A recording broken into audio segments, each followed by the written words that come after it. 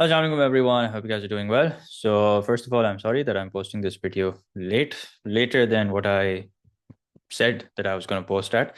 But anyway, here we are. So we are going to cover the third and the final loci that we have in our P3 syllabus. Okay. So first, let's quickly recap what it is that we have covered. So basically, we saw that there are two ways so far that there are two ways to locate a point, and not a specific point but a set of points. Okay, set of points that follow a certain condition. Okay, so the first one was that if, let's say, you have a set of points, or you have which we also call a moving point, such that you don't know exactly where it is, but you know that it happens to be a fixed distance from a fixed point. Okay, so how will you find a point which is a fixed distance from a fixed point? That could be in a circle. Okay, so using that fixed point, we make a circle equal to of radius, which is going to be equal to the fixed distance. Okay, and on the circumference of the circle, we will have all the points which happen to be a fixed distance from that specific point. Okay, and then depending on where that point may be, so for example, that point may be inside the circle. Okay, so that way you will shade inside the circle. Okay, and if, let's say, the point's distance from the fixed point is more than the radius, so that way you will shade outside the radius. Okay, but you first have to draw a circle so that you can then decide whether you're going to shade inside or outside the circle. Okay, so that was the first loci that we did. And then the second one was, what if, let's say, there's a complex number, a variable complex number, such that its distance is fixed from two fixed points. Okay, so that can be found on the perpendicular distance or perpendicular bisector of the two fixed points. Okay, so for example, here, let's say you have 2 points, we have z1 and z2, and let's say you want a set of points which happen to be a fixed distance or equidistant actually from these 2 points. Okay, so anywhere on this perpendicular bisector, you take a point and its distance from these 2 points will be the same. Okay, and then once again, depending on where the point should be closer to, looking at the inequality sign, you're going to shade. So for example, if it's supposed to be closer to z1, you will shade on the side of the perpendicular bisector that's towards z1, and if you want it closer to be z2, you will shade on the side of the perpendicular bisector which is closer to z2. Okay, so these are all the ways that you can identify the variable complex number. Okay, now reason why we say variable is because it can be anywhere on the line. So we call it a variable complex number. We call it a set of points. We also call it a moving point because it can be anywhere on the line or on the circle. Now there is a third loci as well. There is a third way to identify where a complex number is going to be, and that's called using the argument, or which we also call as half line. Okay, now what's that? Let's first understand with the help of an example, and then we're gonna generalize the whole thing. So if, let's say, you know that there's a fixed point, okay, which is the origin. So the fixed in part A, the fixed point that we're using is the origin. Okay, and from this fixed point, let's say the argument of the variable complex number, okay, so z is a variable complex number, is equal to pi upon 4. Okay, so the argument z equals to theta, where theta is equals to pi upon 4. So what does this tell us about the variable complex number? Does this tell us the exact position? No, it doesn't. The only thing that it tells us is that this point is such that its argument, okay, which we all know is measured from the positive horizontal axis. And if it's positive, it's going to be anti-clockwise. So its argument from this axis is pi upon 4. That means its argument from this axis is 45 degrees. So this right here is pi upon 4. Now, anywhere on this line, we can have z. Why? Because this condition is being fulfilled. And what's the condition? Let's go over it one more time. The condition is that its argument from the fixed point, which is the origin. How do I know it's the origin, by the way? That's because after z, we don't have anything. So it's like we have z minus 0. Okay. So this is the real axis. Let me write that down first. This is the imaginary axis. So we know that the variable complex number is such that its argument from the fixed point, which is the origin, is pi upon 4. So the moving point or the variable complex number could be anywhere on this line. Okay. So let's generalize and write this down. So here's part B, and in part B, you'll notice something different. We're basically writing down the general rule. So if you have argument of z minus z1, which is equal to theta, what exactly is this? Let's write that down. Is a locus of points Okay, so this is a locus of points such that the angle formed from the starting point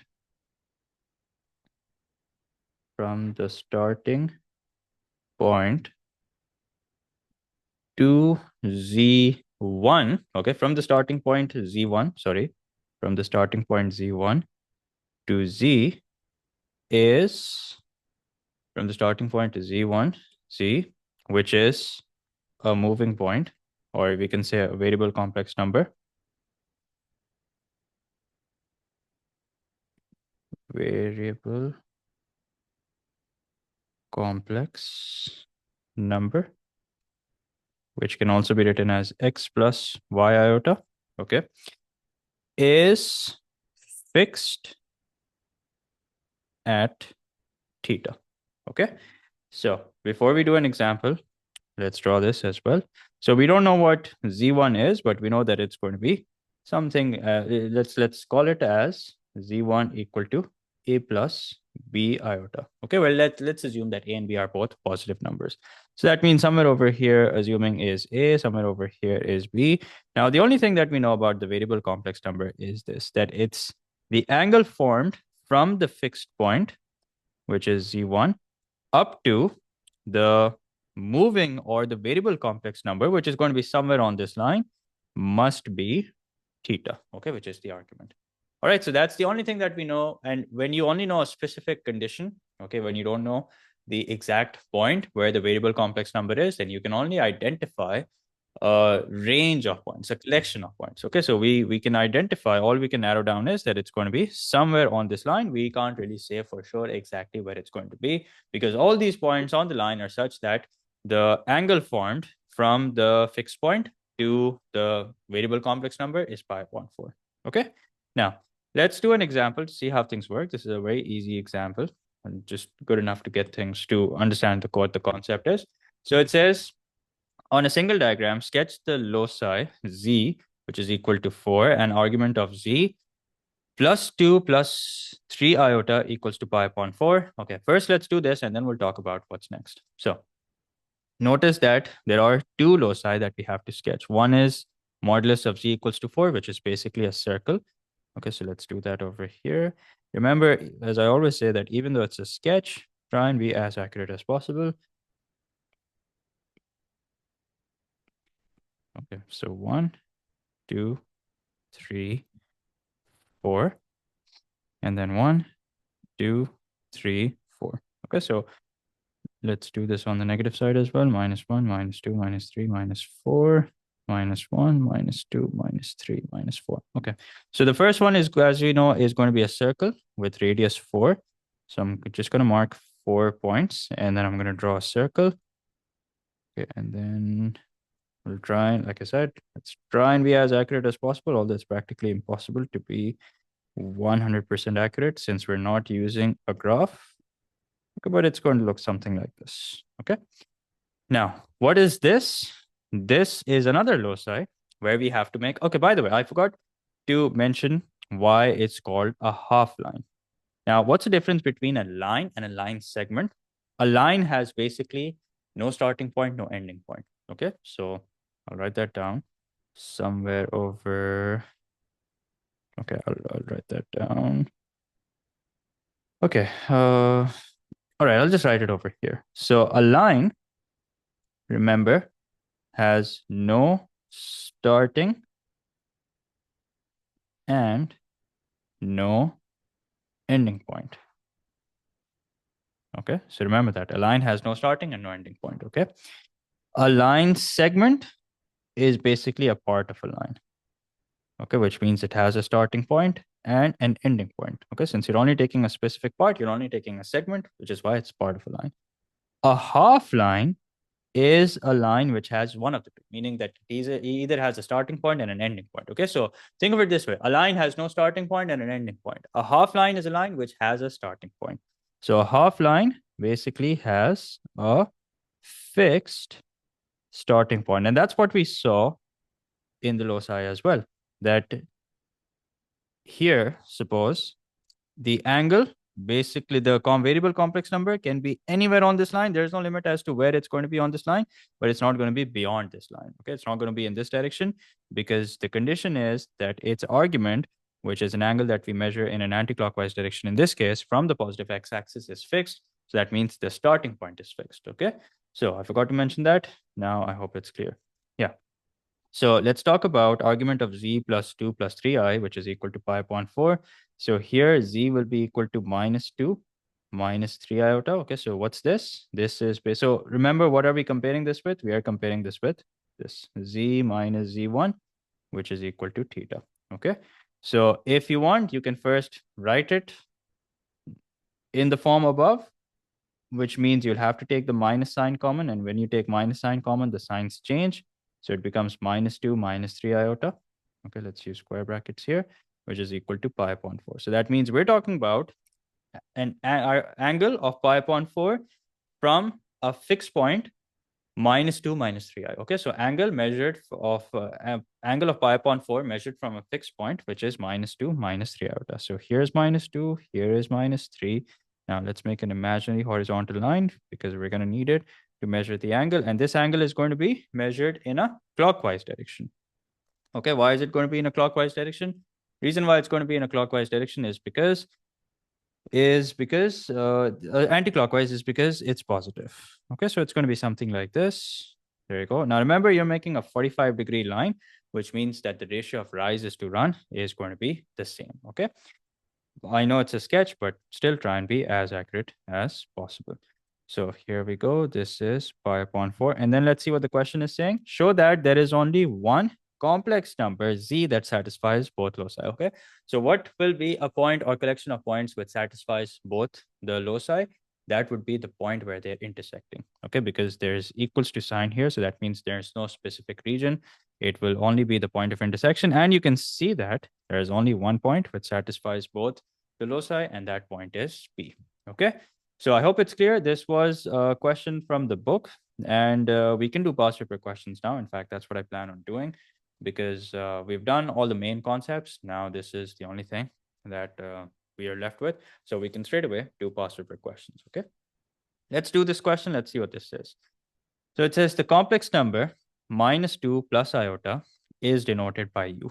All right. Sketch an organ diagram showing the point representing u. All right. Shade the region whose points represent the complex number z satisfying both the inequalities. All right. So let's draw the x and y axis here. Okay, remember to be generous with the space that you're using. So first of all, we have to represent this complex number. So let's first write down a few points. 1, 2, 3, 4, minus 1, minus 2, minus 3, minus 4, minus 1, minus 2, minus 3, minus 4. Okay, minus 2 plus iota, that means it's going to be somewhere over here. So this is where point u is. Okay, now let's talk about this loci. So notice that here, if for a second we assume that there's an equals to sign, that means we want the distance to be the same from two fixed points. Okay, and what are the two fixed points? If I, let's say, write it like this, z minus z1 modulus to be equal to z minus z2. So I can see that z1 is equals to 0, and I can see that z2 is equals to 2. So that means we want all the variable complex numbers which happen to be a fixed point, which happens to be a fixed distance from these two fixed points. Okay, so one is 0. That's a no-brainer. It's going to be right here. And the other is 2. That's also a no-brainer. It's going to be right here because there's no complex element to it. Now, the line, however, that I'm going to make is going to be the perpendicular bisector of these 2 points. Now, because these 2 points are displaced horizontally, the perpendicular bisector is going to be vertical. And not just that, it's going to be a dotted line. Why? Because notice that there is no equals to sign that we have with the inequality. Okay. Now, where should I shade? Notice that we want the points to be closer to z. So that means we're going to shade towards z. So this is the side where I am going to shade. Okay. Now, let's talk about this loci. So this says argument of z minus u. So that means argument of z minus u, which means minus 2 plus iota. So this is going to be our fixed point. Okay. And the argument is such that it has to be in between 1 upon 4 pi and greater than 0. Okay. So we've already marked the fixed point. Let's draw a imaginary horizontal line from here. Now the angle that we're supposed to draw is supposed to be pi upon 4. Okay. So this is pi upon 4, which is going to be a 45-degree angle. Okay. And then what we do is we draw a straight line. Okay. Remember, this is a 45-degree line. So your ratio of change in x is to change in y should be fixed, meaning that if you're moving 2 units towards the right, okay, it should move 2 units up as well. Now, we want the complex number that we're talking about is such that its argument is greater than 0 and it's less than pi upon 4. Okay, so where do we find the region which satisfies both these inequalities? We find it to be inside the triangle. Okay, only inside the triangle. Why? Because inside the triangle, you have all the complex numbers that are closer to 0 as compared to 2. Okay, z equals to 0 as compared to z equals to 2. And the argument inside this triangle is in between 0 and 1 upon 4 pi. Okay, and that's it. 4 easy marks, and the question is solved. There are some difficult questions. Okay, we're going to solve a few difficult questions as well. Like, for example, this is a 5-mark question. It's definitely a difficult one. Okay, especially when you have to sort of use your Argand diagram to maybe calculate the maximum distance or the minimum distance or the maximum angle, stuff like that. And I have a couple of questions which we are going to solve. So let's see what this is. This is on a sketch of an Argand diagram, show the point representing the complex number 1 plus iota root 3. Okay, so let's start with that. 1 plus iota root 3. There you go. Okay, I just want to make sure that there is no follow-up part for the previous question. Yeah, that's correct. Okay, so 1 plus root 3. 1 plus root 3. First, let's write down the x and y values.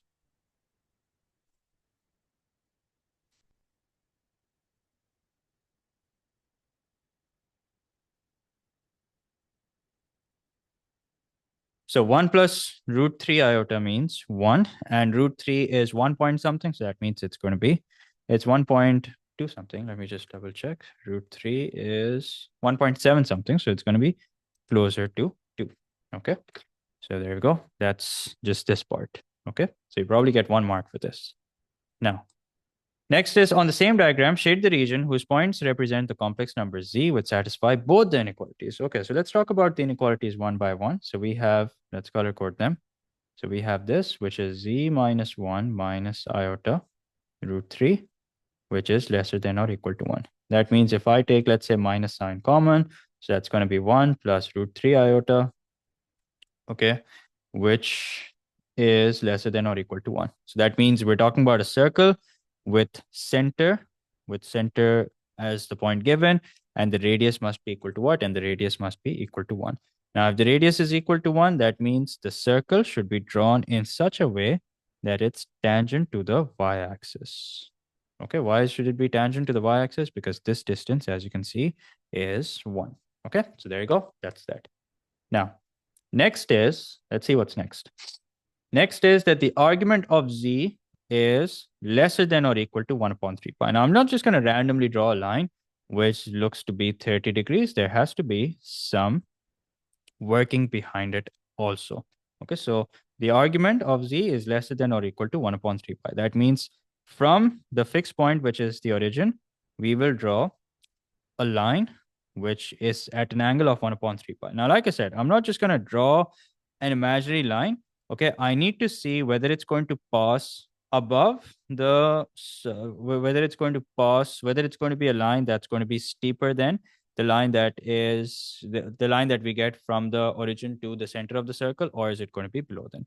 And the way to do that, and actually it'll be a line that passes exactly through the center. And how do I know that? Here's how I know. Okay, this is something that we have to figure out actually. So for a second, let's forget what the following part is. Let's do the following. So what is this angle going to be? Let's work this out. We have enough information to do that, right? This is root 3 and this is 1. And we can work out this angle using tan. Okay, so I'm going to do just that. So remember, this is what we're talking about. Let me use a solid line here. Yeah. So this is √3, this is 1, this is theta. Don't confuse, let's call this x because I don't want you to confuse this theta with the argument. So tan of x is equals to √3 upon 1. Now, you'll notice something interesting, that when you take tan inverse of √3, okay, tan inverse of √3, you get 60 degrees, okay? And what's 60 degrees? You get basically pi upon 3. So that means this argument that we have to draw is basically a line which is starting from the origin and passing through the center of the circle. Because this line has no fixed point, it's going to keep on going. But this is the line that the question was actually talking about. Okay. Now let's see if we are supposed to do anything else. Yes, we're supposed to shade also. So let's do that. So I'm going to use a highlighter for that. Now, where's the region is supposed to be inside the circle. Okay, as you can see, it's supposed to be inside the circle. So I'm just going to lightly shade inside the circle. Okay, remember, this is not the final answer. And the region is supposed to be such that its angle is lesser than or equal to 1 upon 3 pi. That means it should be somewhere over here. Now, where do we find the region which satisfies both the inequalities? That is this semicircle right here. Okay, below the argument and obviously inside the circle. Okay, so I hope you guys are understanding the concept that is at work here. Let's do another very important question. And this is going to be the last question. So, and there's something very important that I want to explain with the help of this question. First of all, the complex number u is defined by so and so. So the first part, I'm just going to skip that. I'm just going to give you guys the final answer. So you'll rationalize this. And once you're done rationalizing, this is what you will get. You will get u is equals to minus 3 iota. Okay. So, and then what you're supposed to do is you're supposed to find the modulus of u and show that the argument is minus 1 upon 2 pi. Okay. So for that, for the argument, as we know, we have to make a rough sketch. So minus 3 is going to be somewhere over here. This is, remember, this is a point which has coordinate 0, minus 3. Okay, since this is not the Argand diagram which we're supposed to draw, I'm just making a rough, very rough sketch. So we're supposed to show that the argument is minus 1 upon 2 pi. So you can see that the argument is in fact minus 1 upon 2 pi. So this is minus 90 degrees, or you can say minus 1 upon 2 pi. Okay, so this is the working that we have to show. And there you go. We have done just that. Okay, so that was the answer to the first part. Remember to, show all your working when you're rationalizing, not rationalizing, but when you're dividing, which means that you will multiply this by 1 minus 2 iota, and you'll multiply this by 1 minus 2 iota as well, something that we have already done. Okay, now the reason why I want to solve this question is for part 2 and part 3. Notice that it says for complex numbers z minus u, argument for complex number z satisfying argument of z minus u is equals to 1 upon 4 pi. Find the least possible value of z. Now, notice that this nowhere in this question is it asking us to sketch an Argand diagram, but we still have to. Why? Because it's practically impossible to figure it out without making a sketch. Okay, so I have to make a sketch. Z minus u means argument of z minus u means that we have to draw a variable complex number such that the angle formed from the fixed point, which is, actually this is going to be minus minus, so this will become plus 3, okay, or you can write it like this. Actually, I would prefer that I write it like this, z minus 3 iota. So we have to draw an angle of 1 upon 4 pi, okay, the argument of 1 upon 4 pi, starting from the fixed point u, which is minus 3 iota. Okay, so here we are. This is minus 3. Okay, and 1 upon 4 pi basically means that it's going to be a 45-degree angle. Remember, 45-degree angle means that it's going to be a line which has gradient 1, which means the ratio of rises to run is going to be the same. Okay, if you don't get this right, you will basically not be able to figure out what the question is asking for. Okay, so how do I know that the x-intercept is also going to be 3? Because remember, as I said, that this angle is going to be pi upon 4, which means it's going to be a 45-degree angle. Just a second, just realized that Apple Pencil has no juice in it. So this is going to be pi upon 4, which means 45 degrees. And that also means that this angle will also be pi upon 4. And if this angle is pi upon 4, this is 90 degrees. And in that case, this angle will also be pi upon 4. Okay, so that's just the triangle. The question is, how do we find out the least possible value of C? So that means, what does this mean actually? This means that we want to find out, first we want to identify the point such that its distance, modulus of Z basically means its distance from the origin, is as small as possible. Okay, so in other words, the shortest distance. So remember, if you go back to O levels, how do you find out the shortest distance? If you remember the statement, shortest distance is always the perpendicular distance. That means first we want to identify the point such that the perpendicular distance from the origin is as short as possible. So that could be only this distance, okay, when we have a 90-degree triangle being formed. Okay, now notice that this is 3. We have this angle is pi upon 4. That means we want the opposite length. Okay, so what can we use over here? We can use sine. So sine of pi upon 4 is equals to opposite, which we don't know, divide by the hypotenuse, which is 3. Let's work this out. Make sure that your calculator is in radian mode if you're using pi upon 4. So sine pi upon 4 into 3, and the shortest distance that we get is 3 root 2 upon 2. Okay, so what's the reason behind me solving this question? It's to show you guys that even though the question is not asking you to make a sketch, but the only possible way of solving this question is by making a rough sketch. If you try and do it without that, well, good luck. Okay, that's all I can say, because it's practically impossible to do it without a rough sketch. And please don't ever, you must have seen this pattern that I always prefer making a rough sketch. You know, it is whether you're solving vectors, whether you're solving anything basically, okay? Anything, if you go back in AS, in coordinate geometry, especially circles, I always insisted on making a rough sketch. So this is no different, okay? Now part 3. Part 3 says, for complex number Z satisfying Z minus 1 plus iota into U modulus equals to 1. Okay, and once again, we're supposed to find out the greatest possible value. Okay, let's do this with a different color. Now the greatest possible value of Z. So first of all, what is 1 plus iota times mu? Let's work this out. 1 plus iota times mu, sorry, I keep saying mu, I mean to say U, into minus 3 iota. Okay, so let's figure out what the fixed point is. So minus 3 iota, minus 3 iota squared. So iota squared is minus 1. Minus 1 into minus 3 is 3. So we have 3 minus 3 iota. So we are going to make a circle. Okay, so this was already figured. We already figured that we have to make a circle. We just needed to figure out the fixed point. So we're going to make a circle. And the fixed point is going to be 3 minus 3 iota. So 1, 2, 3, minus 1, minus 2, minus 3. So that's going to be somewhere over here. And the radius, as you can see from the question, is 1. So that means it's going to be something like this. Okay, like I always say, even though we're making a sketch, try and be as accurate as possible. It's only going to help you to do the following parts. Okay, now let's see what the following part is. The following part is that we're supposed to find the greatest possible value of Z. Okay, greatest possible value of Z means that we're supposed to find a point such that its distance from the origin is as great as possible.